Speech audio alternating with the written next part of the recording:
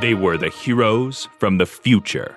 Teenagers protecting the universe from those that would sow the seeds of chaos. Each had unique powers and abilities, and though they often had their differences, they came together to save the day as the Legion of Superheroes. Now, you can be a part of their adventures and learn the history of the future in the Legion Clubhouse. This week's episode, Matthew, of the Legion Clubhouse gets a little adult. And also a little bit infantile. Adventure Comics number 337, The Weddings That Wrecked the Legion. Published October 1965. Written by Edmund Hamilton with art by John Forte. A double Legion wedding leaves the team short-handed. But are their new recruits Legion material? So we're taking a look at Adventure Comics 337, and the first thing that I have to ask is, all Legionnaires are human? That can't be right. Because Saturn Girl is from Saturn, Fallout Titan. Boy is from Fallout. Fallout Boy is from Fallout, yeah. Barely Legal Boy is from France. I'm not even sure what that meant. The thing is, and I don't know if it's been established this early, but I do know that somewhere it becomes established that the reason why all the Legionnaires are humanoid is that all of their planets are actually Earth colonies. But, I mean, Kryptonians are humanoid.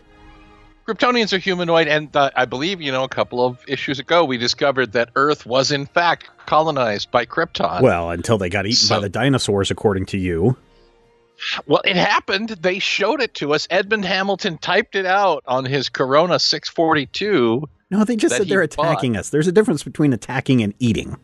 I've come to eat you. So I guess I'm just not, because Brainiac is not human. Chameleon Boy is not human.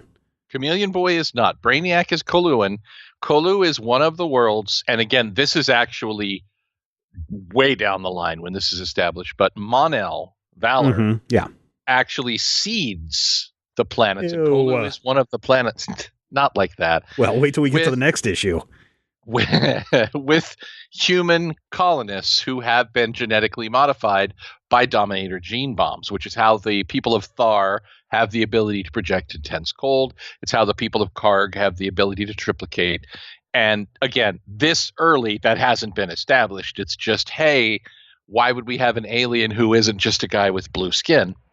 Right. There are a couple, speaking of blue skins, there's a couple of printing errors again in this issue. This is old stuff, though. We're looking at old comics, so... Yeah, 1965. This is printed on paper. And if you've ever smelled a comic book from 1965, you know that smell, that combination of grandma's root cellar and dirt. Isn't that supposed to be just mildew, though, that we're smelling? Isn't that mildew and rot of the paper?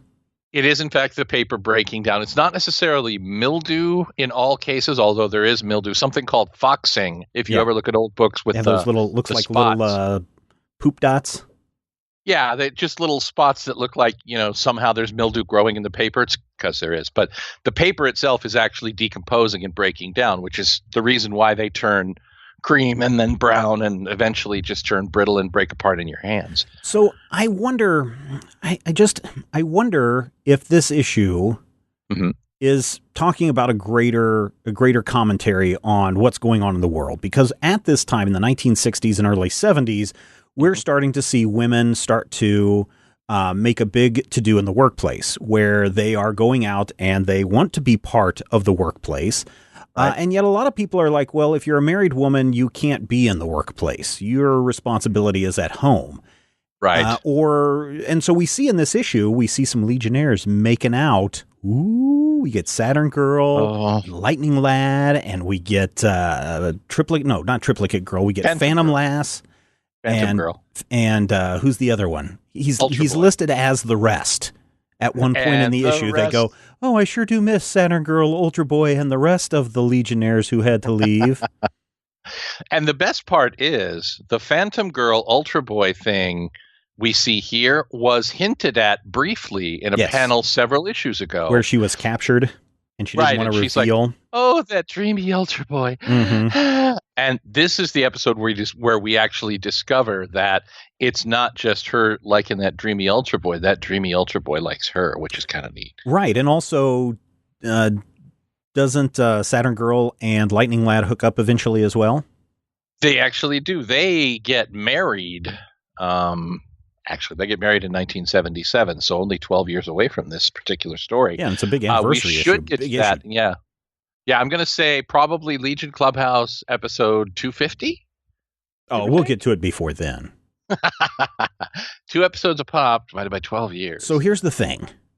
There are a bunch of aliens from the enemy planet. It's only known as the... Oh, so let's get back to the marriage real quick. But okay. We'll get back into the marriage thing. But the enemy planet aliens are here, and they want to destroy, or they want to invade Earth. And these 4 kids are too busy making out, and Brainiac's like... You guys can't be making out and focusing at the same time. It's almost like you guys are going to get married. Remember, if you're going to get married, you can't be a Legionnaire, so don't get married. And then they're all like, oh, yeah, well, maybe we will get married. And then Invisible Girl's like, yeah, let's get married. And Ultra Boy's like, okay. All right. So they get married and they get thrown out. But again, going back to, what's going on in society, you see women in the workplace. You also see some policies of if you're married, you can't get a job. Right. And then this also brings up another question of, is this book kind of hinting at, or this issue kind of hinting at, that you need to put your career before marriage? It's definitely...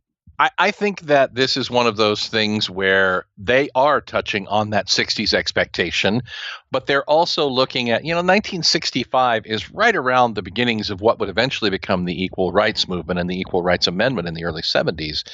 And I really do think that they're looking at this and going, hey, what will the future hold? Mm-hmm.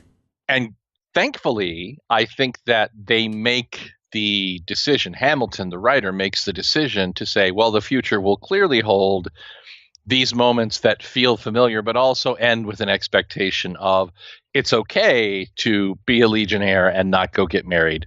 Or, and actually, the way it's presented is not go get married right now. Yeah. You're too young to get married, which is also a little weird, too, because these kids are a little bit older than just 15. These kids are 14 or 15, according to canon at this point in time. Which also, again, doesn't make sense because in the next issue, and we can get around, we'll jump ahead just a little bit, but in the next issue, Legionnaires, they're living in their own houses and their own apartments and their own domiciles.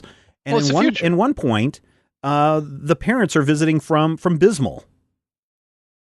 And it's like, oh, okay, it's okay to just let 14-year-olds live by themselves. Okay.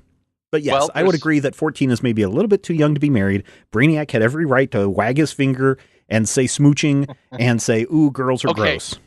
Brainiac 5 should never say smooching.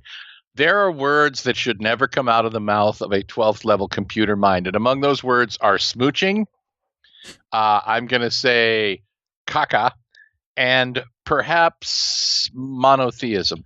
But most importantly, I'm scared when Brainiac 5 said smooching. He's jealous, though. There's a whole thing where Saturn Girls is going, well, I don't know why you should be harsh on our mellow man. And Brainiac's like, sniff, it's true. I only wish that I could have a girl that I could smooch to. If only I could get Supergirl to come and visit me one more time. La, la, la, la. That's the Legion of Superheroes love theme. We will be right back after these messages from your local detergent manufacturer. And I will say this, it does work. The drama there, first of all, I believe at this point they have not yet established that anyone other than Saturn Girl is the leader of the team. So the drama there is Brainiac 5 is not just being mean to a teammate, but he's stepping on his leader's toes here. Right. We haven't had a let's fling a ball at someone's head incident in quite a while. We have not. So as far as I know, Imra is still the leader of the team until she leaves. Now, clearly, when she leaves the team, assuming it's really happening, wink, wink, her deputy leader, Brainiac 5, will in fact take over leadership of the team. Also, I do want to point out something very important about Tinya Wazo, Phantom Girl of the planet Bug Tussle. It's not Bug Tussle. It It's can't bug be because the T and the L, there's no S sound in between the T and the L. Bigzidle. I would go with that. I could even go with Bugzdiddle, but I can't go with Bug Tussle because there's no other S sound in there. Bug Tussle is funny because it's a reference to the Beverly Hillbillies. However, Imra says, "Oh, let's go get married," and Phantom Girl says, "Okay, here's my wedding dress." And I'm like, honey, that's a veil. She literally puts on a veil over her Legion of Superheroes costume with the cape and the big capital P on the chest. The implication is she's always wanted to get married, so she wears her wedding dress all the time. All she needed to complete it was her veil. So she's been, when she was a little girl on Bug Tussle, she used to dream about her wedding day where she can put on her leotard trunks, monogrammed jerkin, big flippy dippy pirate gloves, and mini cape. Yep. That's right. Just like her mother before her. So what you're saying is Phantom Girl's costume is actually chosen based upon the her desire to get married. The Bug Tusslean wedding tropes, and the P actually is not a P. On her planet, it stands for wedding. Marriage. Yeah. Wedding. Marriage. Yeah, because it's the M or the W. It's the M or the W, whichever way. It depends on which way you're looking at it. If it's her looking down, it looks like a W, and if it's someone else, it looks like an M. But it's a P, so when she's looking down, it looks like a lowercase d. Which, again, is the lowercase W of Bugsdiddle.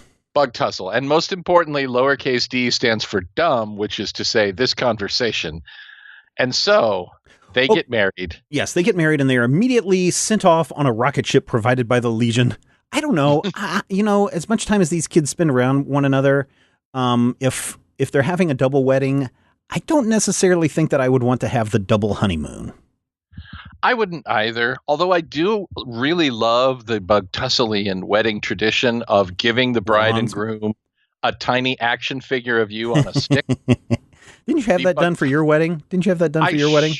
I thought you had everybody had little canes or something. They all held up little action figures on the end of them. Oh, yes, that totally happened. And then the lightning came down and brought me back to life. I didn't know. I thought that's what you had done. Somebody needs to make that happen.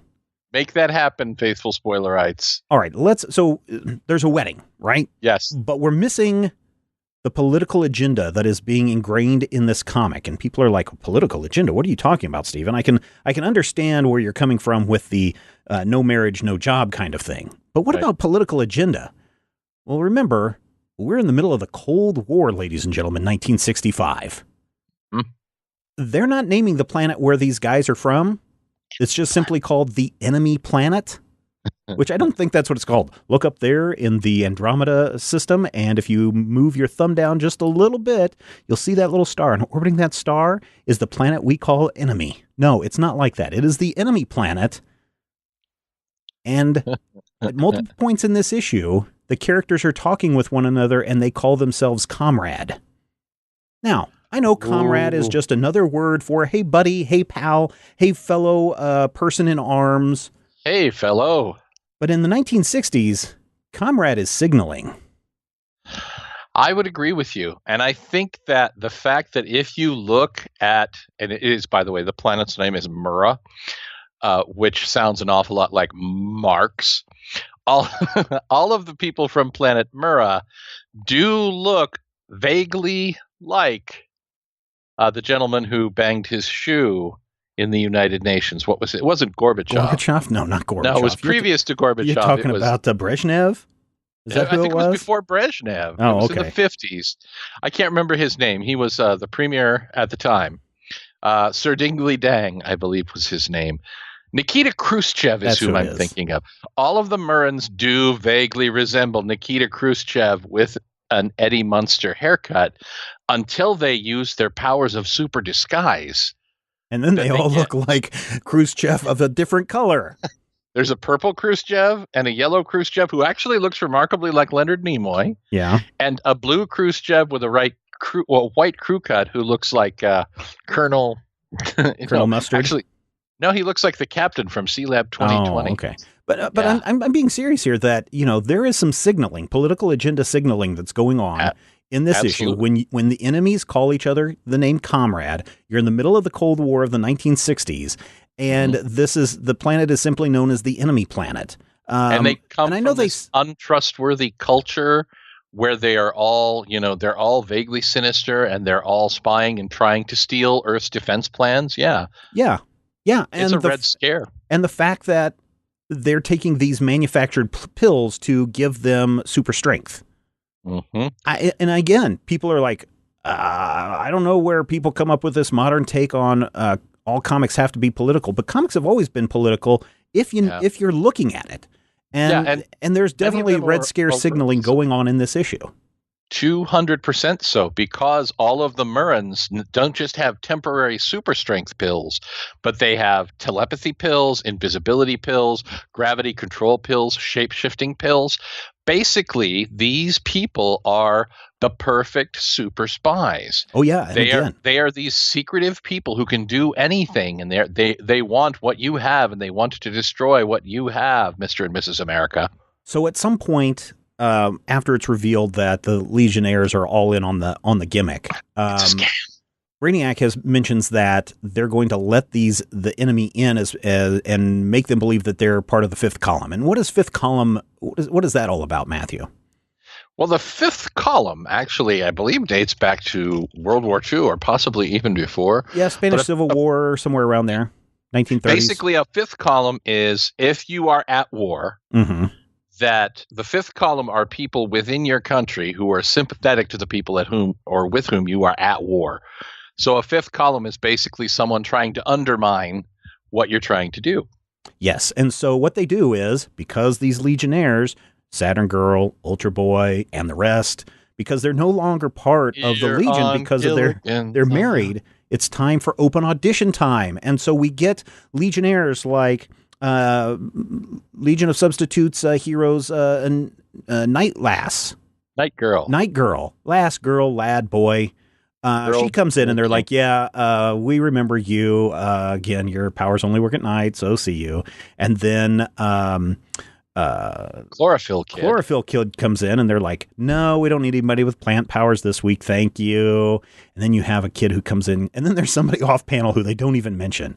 It's like, and then after they dismissed yet another candidate, in comes Size Lad and Blackout Boy and Magnetic Kid.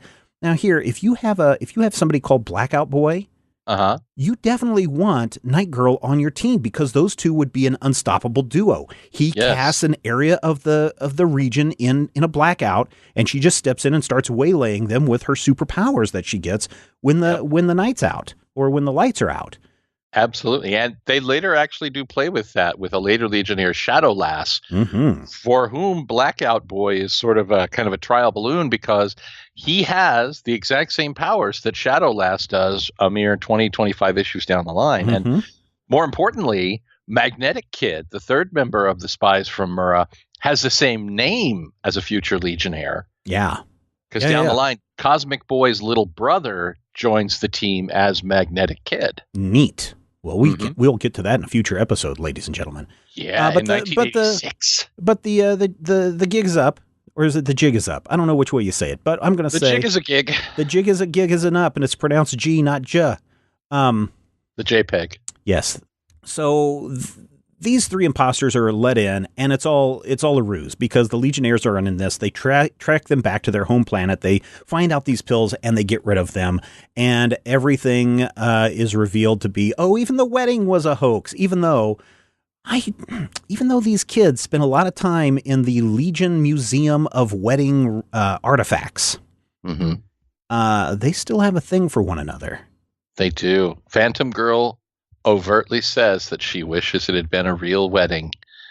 And Lightning Lad is like, someday we won't have to pretend to be married. Yep. This is a little bit easier to accept than Night Girl's constant moping from afar or wishing from afar that she could hook up with Cosmic Boy. Yeah.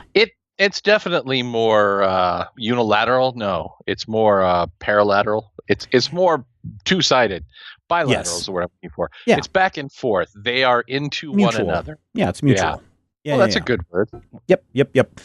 So overall, I mean, hey, it's a wedding. There's some odd commentary, I think, going on, probably unintentional, about marriage in the workplace in this piece. Or at least subtextual. I don't think it was intentional. I don't think Edward Hamilton intentionally said, "Oh, I need to show kids that when you get married, you have to give up things like your career." And it's not, and because this is for both men and women in the Legion, this isn't just pointing at women and saying, "Well, women, you can either have one or the other. You can't have both." This is saying men and women, you can have one or the other. You can't be both. I don't think that was intentional, but I totally think that the Red Scare political agenda is totally intentional. I think that it is. And I think that moreover, even if it's not intentional, it is definitely an artifact of the times. And it's one of those stories where you're like, this would not happen 10 years down the line. This would not happen in the 80s. This is a story that had to happen during the Cold War simply because of the way it was constructed. Mm-hmm.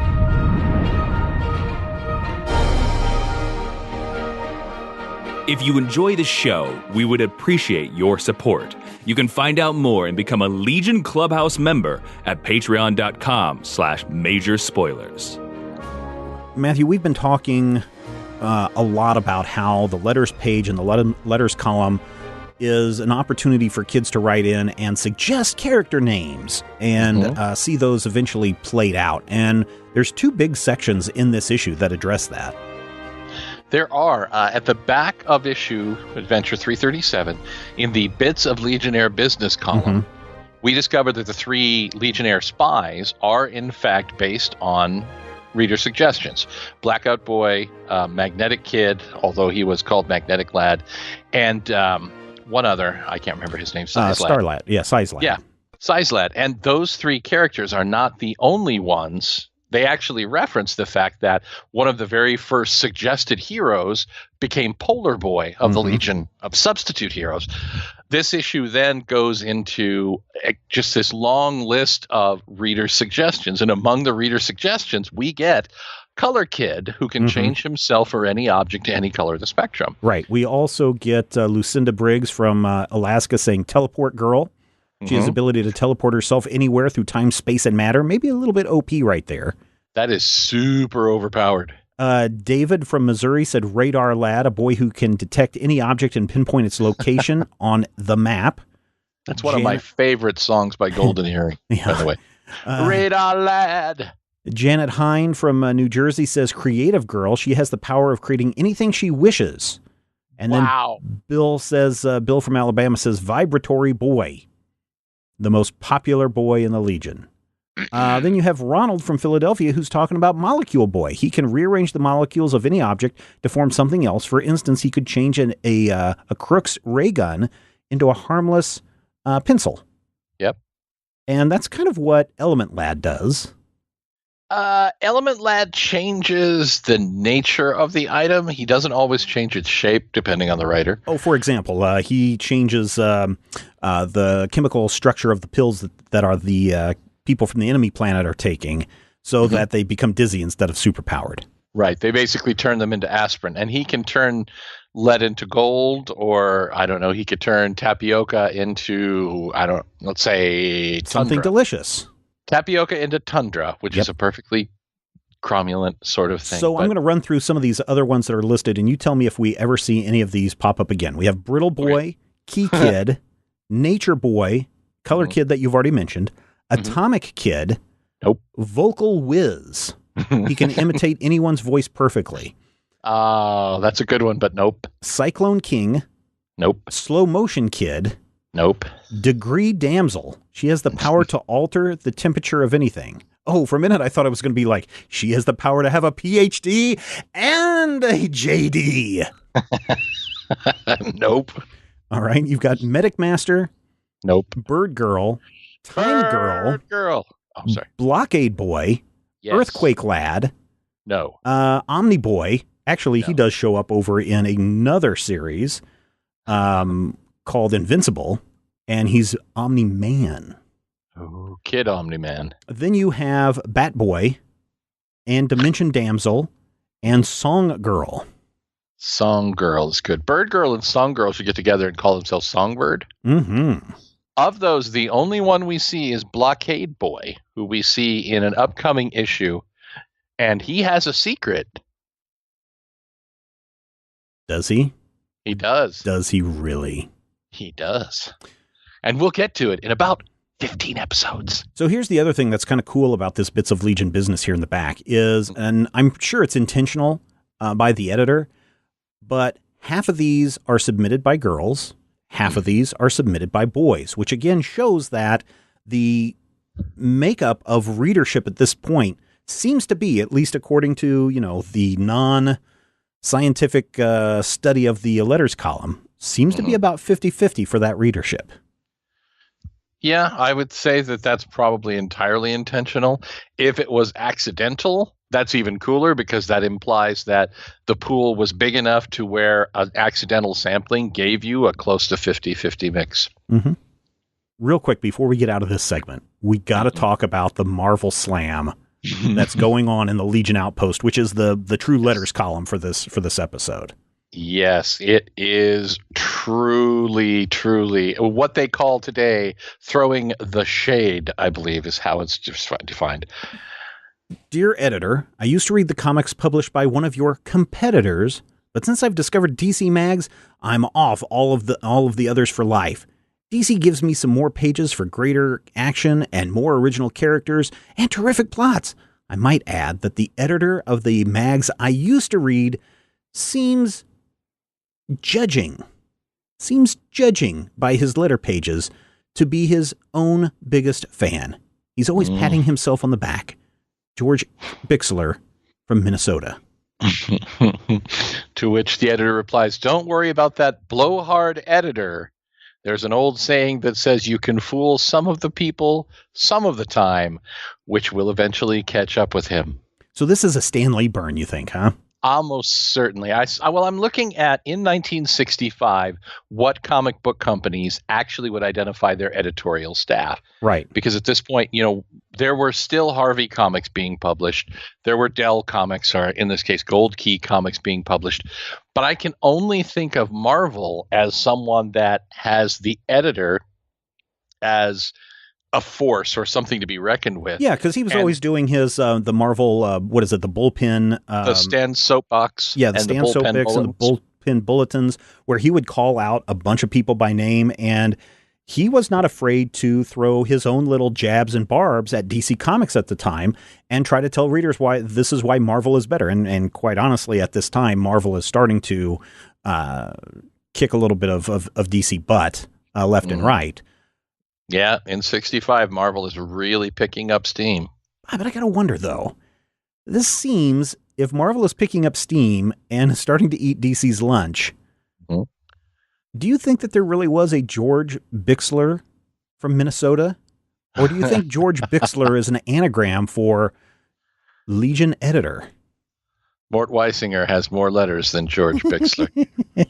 But I don't know. I mean, it's one of those moments where you have to ask yourself, because they did, and in some cases it seems still do, have letters and feedback and things in the comics that weren't legit. There was a recent issue of an Image comic where the writer was like, yeah, I kind of wanted to say something, and so we put in that fake letter, and after the fact I feel bad about it. Well, you also have the case of some editors pretending to be a totally different person completely, and for years writing under a different name to get around editorial mandates. And not at DC, of course, because DC would. Oh, no. That certainly wouldn't happen at DC. I have no house of ideas how that could have come down. Adventure Comics number 338, The Menace of the Sinister Super Babies. Published November 1965. Written by Jerry Siegel with art by John Forte. The Time Trapper strikes. But can a preschool-age Legion defend the galaxy? We're now into the third segment of the Legion Clubhouse, Matthew, and I got to warn the listeners. I've got to warn the listeners. This gets a little blue. Am I blue? This is a Time Trapper issue. How awesome is a Time Trapper issue? It might have been awesome if it wasn't what it Superboy is. and Mon-El are actually able to get through the Iron Curtain of Time. Yes. We are introduced to an incredibly evil yet sexy villainess. Glorith of Baldur. The Legionnaires turn into babies. Yeah, and so there's Invisible Baby and Saturn Baby and Baby Eater Lad. Wait, that one's not right. They also turn everybody into giant piles of spooge. I believe that the term is protoplasm. That's not how it works. So the Time Trapper has this device, this hourglass, that if you touch it, you will start to, what he says, de-age. Right. So Devolve. suddenly they give it to this really old guy, and he starts to get a little younger. Now he's in his, his midlife crisis stage. Then he gets a little younger when he's in his awkward teen phase. Then he turns into a baby, and he's in his baby phase. And then finally he turns into this big white massive mess on the floor, which the Time Trapper says, I've devolved him back into his ancient protoplasmic state. And it's like, no, you haven't, because that's not how de-aging works. Can we just talk for a moment about the sound effect of the protoplasmic slime? You can call it protoplasmic slime if you want. I know what it really is, and our listeners and readers know what it really is. I'm going to ignore that and call it protoplasmic slime, but point out that the noise is, in fact, splurp. Yep. Splurp. Yep. This is we're not on to year 12 of this series, are we? No, I think we're in year 6 or 7. Okay, so if you're reading this book and you picked it up at like 10, 6 years later, you know exactly what's going on in this book. Splurp. This is just an uncomfortable issue from start to finish. It is. And unfortunately, it only takes about 2 minutes to read, so there you go. The biggest problem with this is we've had month after month of, the freaky Time Trapper, this strange, unstoppable villain from the future, and he can't be seen and he can't be understood, and he's always one step ahead and an iron curtain of time. And when we meet him, he's a dude in a bed sheet wearing Mickey Mouse gloves who gets outsmarted by Baby Mon-El and Baby Tenzil Kem. I mean, it's really a huge example of Vince McMahon type storytelling where they suddenly bury him. I mean, they show us how evil he is because he kicks a kid in the butt. Yeah. On panel, and he's got pointy elf shoes, by the way. I should point out the pointy elf shoes really complete his little ensemble, if you will. Oh, but it is such a thorough destruction of any and all menace or mystique that this Time Trapper character could have given you. Yes and no, except at this same time, Lex Luthor is essentially doing the same shtick. Where the villain in a lot of DC comics at this time are portrayed as maniacal geniuses, and yet they're always undone by the littlest things. In this case, it is literally Tenzil Kem, eating the rocket ship, and Element Kid changing his rocket ship to candy so all the other kids can have it, and then the Iron Curtain of Time ring falls off or something, and one of the kids picks it up and gives it to Superboy when he shows up. It's accidental goofiness, right? Because you can't at this time, and I know we talk about Grimdark in the 1980s, but you can't have your villain. Yes, the worst thing he's going to do is try to take candy from a baby, or he's going to kick a little kid in the butt, which, come on, we've all kicked little kids in the butts before. No, we haven't. Well, you say that for entertainment purposes, but you and I both know, Matthew, nudge, nudge, wink, wink, baby kicker. No, I have never kicked a baby in the butt. Well, these are technically babies. I mean, they're walking and talking. I mean, these are like toddlers. And who hasn't kicked a toddler in the butt? Okay, maybe a toddler, but I've never, no, wrong, bad. So, I mean, he's undone by his own wackiness, his own goofiness, because you have to have that at this time. I mean, there's no way that he could these kids are not going to turn into big piles of white slime.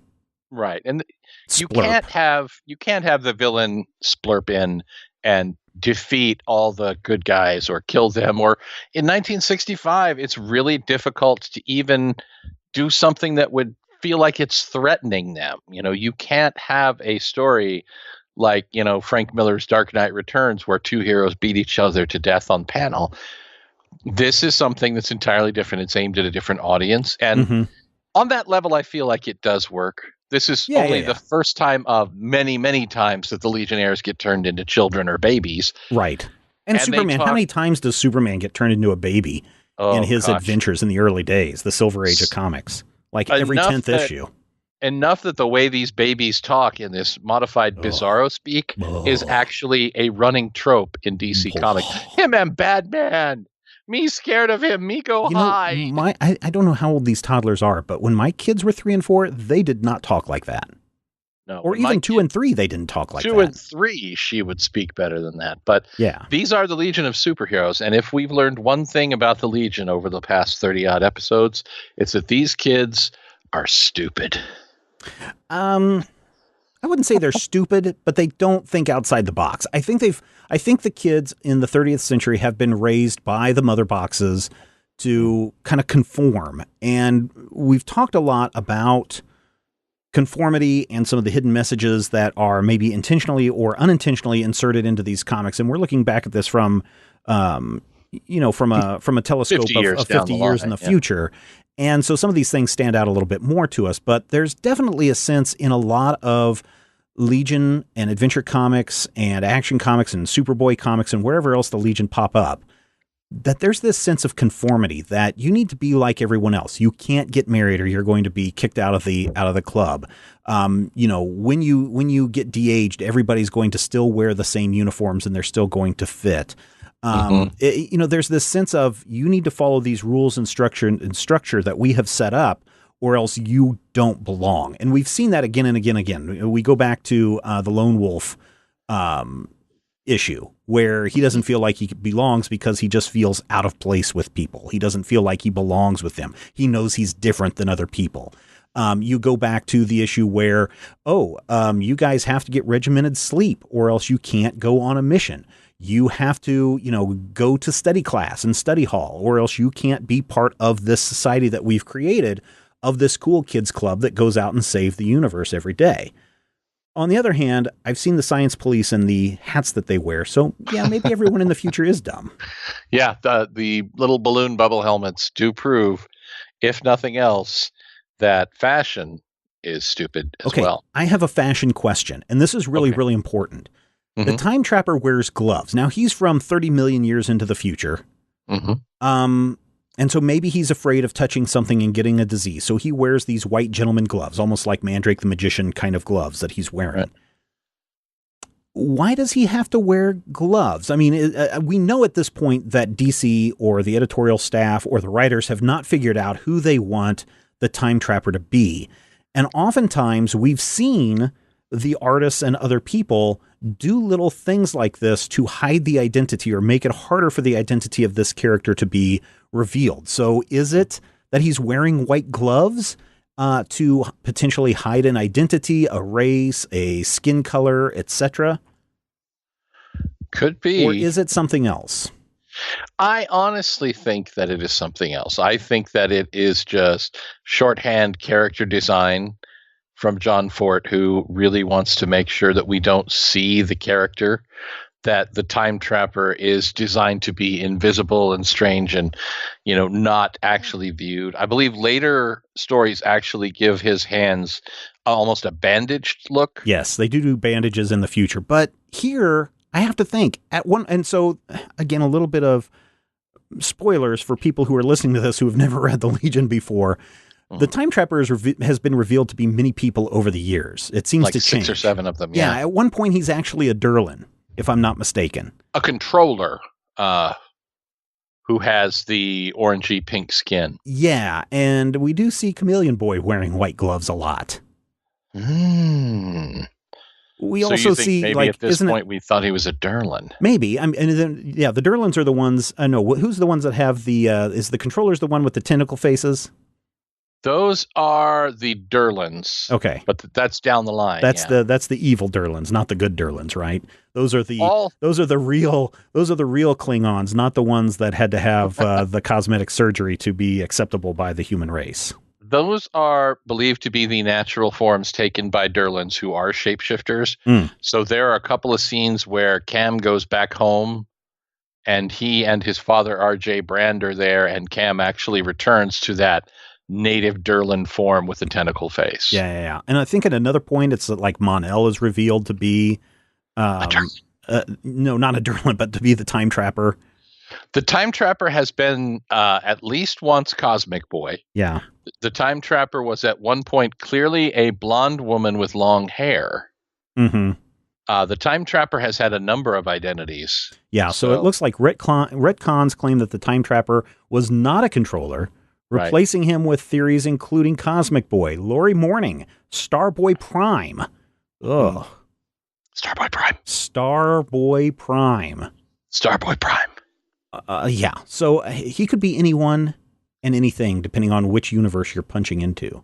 Well, and if we look at him as a literal time trapper, as a walking temporal paradox, the idea of him changing identities and who is he this time not being as important as what he's up to is actually neat. I don't think that was in any way intended. No, I don't think so either. I just think that it's interesting that these white gloves do kind of maybe tip off something for readers who are super into finding the mystery of everything and might be looking at, well, who else wears white gloves? Ah, this person wears white gloves. Perhaps A to B to C. Aha, I know who the Time Trapper is, kind of thing. I'll be very interested to see the letters columns, the Legion Outpost sections in future episodes, to see what people are talking about with issue 338. Now, in this past issue, there were people talking about how great the Cosmic King, the evil Legionnaires taking over issue was, and those kinds of things. The second half of Dynamo Boy, which was an awful comic. Yeah, and so I'm really interested to see what some 16-year-old is going to write in and say, Splurp, dear editor, white pile of stuff, what is going on? All the Splurp is the More best. Splurp, please. We want to see Splurp return and join the Legion of Splurple heroes. So, some time trapper shenanigans ensue, but we also get the introduction of another potential big Legion villain in the shape of Glorinth, who is this, at first I thought she was the feminazi queen from...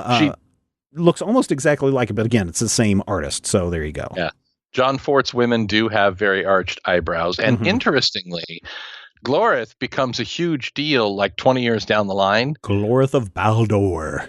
But literally does not appear between this issue and her return 20 years down the line. She shows up after the Crisis on Infinite Earths, right? Yes. That's the next time she shows up.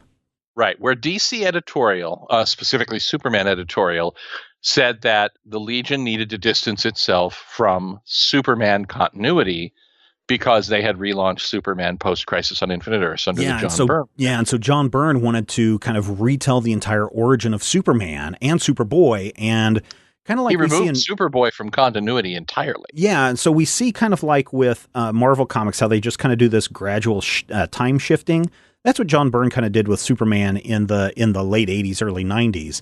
Was, hey, let's just kind of bring him to Earth like 20 years ago instead of, 50 years ago.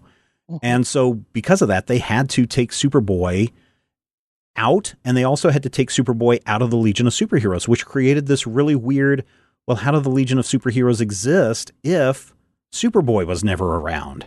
Right. And there were a couple of complicated explanations. The first one posited that there was a Superboy, that he was a construct of the Time Trapper who didn't know it. Right.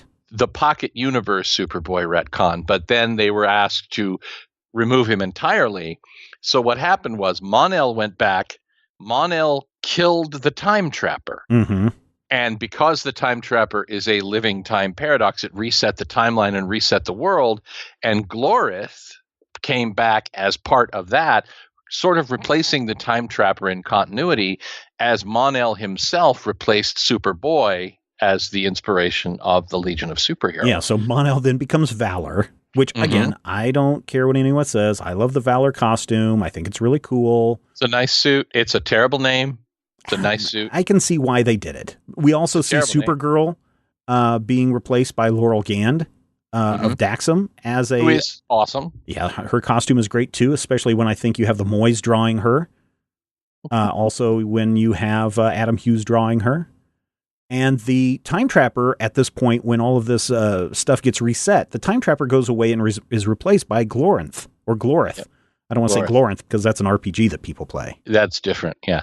But Glorith then becomes a major figure throughout Volume 4 of the Legion, and even rolling into the retcon years, the revamped Legion of Superheroes in 94. Who's writing this at this point? Is this Mark Waid taking on the Legion, or is this... the Glorith retcon is Keith Giffen and Tom and Mary Bierbaum. Okay. Yeah, because that all takes place in Volume 4. Right before the 5 year later? Right before 5 years later? Just at the beginning of it. Issue 4 of the 5 years later Legion, Volume 4, is the one where Mon-El fights the Time Trapper. And it all actually rolls out of a Paul Levitz issue from Volume 3, where we see a secret Legion conspiracy consisting of Saturn Girl and Mon-El and Triplicate Girl and a gentleman we haven't met yet. A secret gentleman whom we haven't met yet that I don't want to spoiler for everybody. And then you also run into this horrible thing with the invasion storyline happens around the same time too. The invasion happens, in 87 or 88. Yeah. And then you get Legion, Legion, which is like a 1993 version of the Legion of Superheroes founded by Vildrox II. Yep. The licensed extra-governmental interstellar operatives network. Yeah. Ugh, yeah, boy. I get $5 every time I remember that. It's not bad. It's different. No, it's okay. I read that. I think I probably collected the entire run. I probably didn't read the entire run just because it had Legion. I thought Vildrox was a horrible character. Even, I mean, they really make him a horrible person. Like even worse than any Brainiac you could ever think of. I mean, he's the worst. He's like worse than Reggie Mantle. Keith Giffen really made Vrildox II into an utter, I believe the technical term is douche canoe.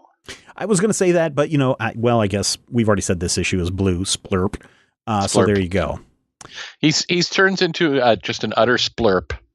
Well, so here's the thing that, again, I've said this before, and this is one of the things that I like when creators do this. This is one of the reasons why I liked 52, not Countdown, but 52, the series, the one that ran a whole week, and we looked at all the B, C, and D-list characters, is that the creators who were involved with that series really dug deep and said, okay, we're going to dig into the history of DC, and we're going to show characters and make references to things that some of our readers will never, ever, ever get, because it's buried so far down. And when Giffen and company go in and resurrect Glorith to make her the big bad in the 80s and 90s, that's kind of a cool thing. We've still never been to Superboy Planet or to the Puppet Planet again, but no, Glorith is kind of a cool thing. But, Webber's World does come back, so that's a thing. Oh, Webster World. I love that place. Webster World, yeah. That's you must really be this great. tall to ride on rides. And George and Ma'am come around to give you your dinner every night. Yep. Anything else from this issue that we need to talk about? I mean, boo Time Trapper. Yeah. Terrible Time Trapper. He does terrible things. He kicks a baby. And no matter what it's Invisible Kid. I mean, it's Invisible Kid. Let's Okay, well, I'll grant you that. Yeah. I will say there is a wonderful moment, though, where Element Lad channels a future Batman meme, and he's like, my parents are dead. Yes, I was waiting for that, yes. That's kind of lovely. Yeah. And, of course, we do get to find what Chameleon Boy does in his spare time, which is turn into a monster and chase people around on a movie set. When you first see that panel and you see this woman running away from this giant, scary monster, I'm like, what is this? And then you see him revert to Chameleon Boy, and I'm like, wait a minute, does Chameleon Boy just get his kicks by chasing girls around as a scary monster? And then it's like, cut, reset. Oh, sorry, I've got to go do my Legion business. I'll be back. And they're like, we never should have hired this guy as an actor. He works cheap, but You should have gone CGI. Practical effects are too expensive. Yeah, that was a cool moment. But this issue, just a little bit uncomfortable for a lot of different reasons. Beyond the splurp, but there's also baby kicking. Splurp. Well, Matthew, we have come to the end of another Legion Clubhouse. It's always sad when we get to the end of these episodes because I know that we are running short, and we're getting close to the end of our season. And I really want the Legion Clubhouse to continue. And I think we can do it. If we can get to our next goal over at patreon.com/major spoilers. If we can just hit that next goal, then I know we can do it. In fact, we've got a goal set up right now that when we hit that goal for Legion Clubhouse, this will be an ongoing series. We'll be able to fund all the production costs of it. We do have to pay voiceover people for the bits that they do, and Jason does a fantastic job of doing our voiceovers stuff for this show. But we do have costs that we have to cover, and I know so many of you enjoy this show. There's some other great podcasts out there that cover Legion and the Silver Age of DC Comics, but I'm glad that you guys enjoy this episode. And if you just have $1 or $2 a month, $2, $5 a month that you have just lying around and you enjoy this show coming out on a regular basis, head over to patreon.com/major spoilers and help us out, because what ends up happening is it helps you out, because then we can make more shows just for you. Beyond patreon.com/major spoilers, Matthew, what else did we learn this week? Well, I think we learned that if you're going to take your pills, you better take them before Saturn Girl telepathically tells that you're already evil. I think we also learned that kicking babies is bad. True. And we learned splurp. Yes, onomatopoeia is a real bitch. That wraps it up for this installment of the Legion Clubhouse. Until next time, I'm Splurp Boy.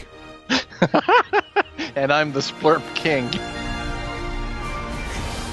The Legion Clubhouse is a production of Major Spoilers Entertainment, LLC, and is produced by Steven Schleicher.